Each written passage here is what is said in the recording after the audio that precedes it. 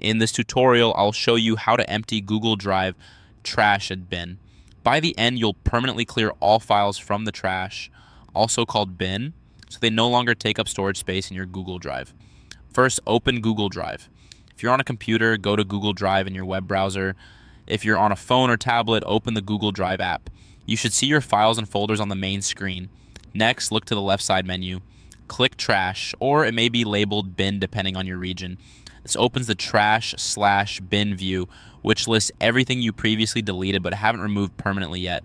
Now, move your cursor to the top right of this trash or bin page. Click Empty Trash, or it may say Empty Bin. This is the command that clears everything currently in trash/bin in one action. At this point, you'll see a confirmation prompt that asks you to delete forever. Read this carefully. Deleting forever is permanent, and you won't be able to recover these files after this step. If you're sure you no longer need any of the items in trash or bin, click delete forever to confirm. If you change your mind, you can cancel instead, but to proceed with emptying the trash/bin, confirm the delete forever option.